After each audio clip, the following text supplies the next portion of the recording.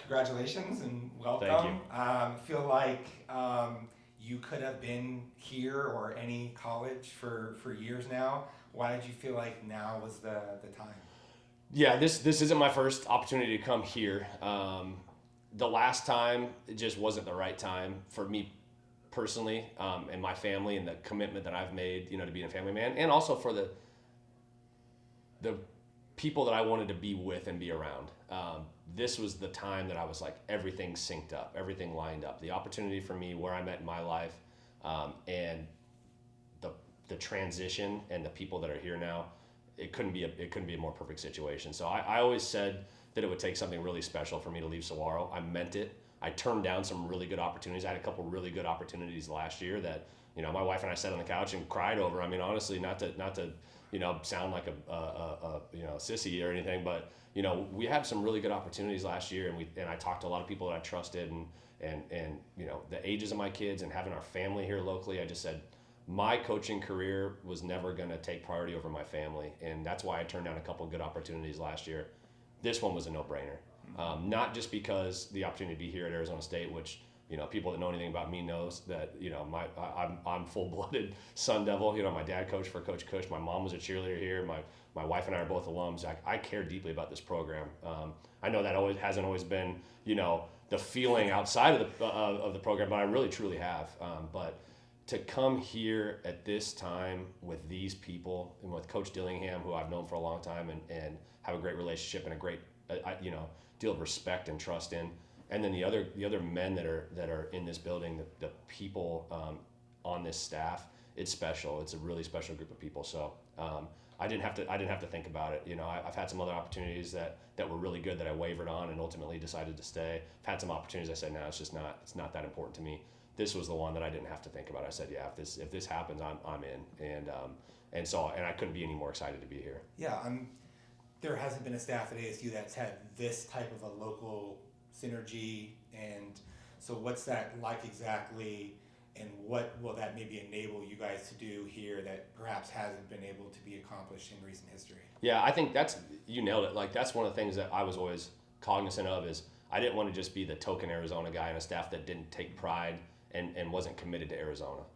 And that's kind of been the case. I think everybody does it. You come in a new place, if you don't have ties to that area, you bring in your token local guy, and you give them a job, so it gives the appearance that you care, and you really don't. This staff is all Arizona guys. I mean, really, or 90% of people that grew up here, have recruited here, have coached here. They understand the Valley. They believe in the caliber of the player and the programs at the high school level that are here. So that was exciting for me, because I believe in what Arizona has to offer. And you can't build your entire program off of Arizona kids, but you can build a really strong foundation with Arizona kids, and then you can go fill it in nationally with great players. So this is the first time that I felt like it. Obviously I was on the other side of it before, but this is the first time that it really feels like that there is a genuine belief and commitment to building the foundation here locally. Kenny talks about putting in the time, the relationship development. You can't really fake that. Is it as simple as that? Like, what are the essential ingredients to being able to do what hasn't been done? Yeah, he nailed it. It's time and relationships. And all the previous staffs, I think they tried to come in and build relationships, and then when it didn't materialize into results right away, they just all went back to where they had those relationships, right? Where people that they've worked with and known for a long time that they trust, that's natural. That's kind of human nature, and so I don't fault them for that.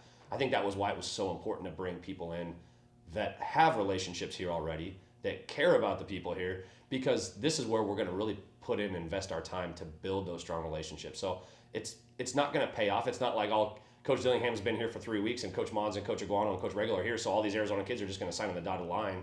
You gotta take time to build relationships and recruit, and when you get to a year, 2 years, 3 years down the road, hopefully you see that really pay off as we build these relationships. But it's so important. It's just the trust factor. It's knowing as a local high school coach that you can pick up the phone and you can call Coach Aguano, and he's going to go talk to whoever needs to talk to, and he's going to come back with you with an answer. and knowing that he's going to be real, transparent, honest. That's all the high school coaches want. We understand that they can't offer every kid that we have, and there's going to be kids that we really believe in that just don't fit what they're looking for. All we really want is that relationship to be able to, we can have those honest conversations and have that transparency. And I think if you do that consistently and you treat people right and you treat the kids right when they get here, it will pay off for sure.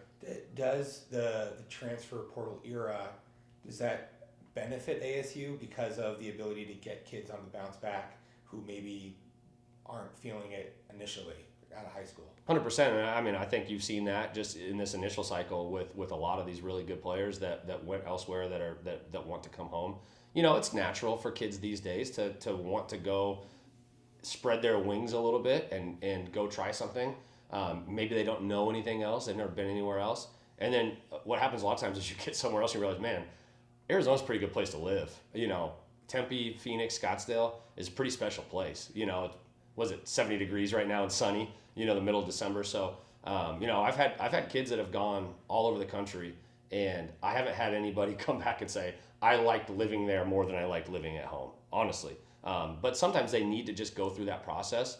It's that, you know, I'm becoming a man and I'm stepping away from my parents to kind of establish myself and my identity. Some kids really need to do that. We hope more kids feel like they can come create their own identity here without having to move across the country. But we're going to recruit them hard. We're going to love them up. We're going to have great relationships. So if they do and they don't love where they're at, they're going to have a place to come back home here. What does it feel like inheriting Jalen Conyers and Messiah Swinson? That feels pretty sweet. Yeah, I mean, that's why we didn't really target a 2023 tight end or anybody in the portal. We've got 5 scholarship tight ends that are phenomenal. So yeah, I'm going to look like a smart coach, you know, coming right in. So, you know, testament to the previous staff and the recruiting that they did. They built a great room. I was on the phone with all those kids last week. We had a good group chat going this week.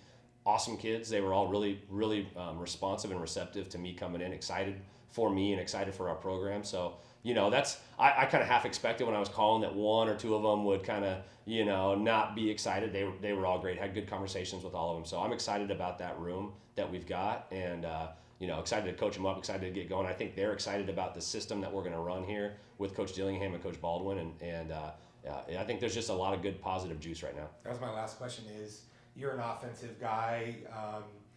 Obviously, you know, known Kenny a long time. You've seen what he's been able to do.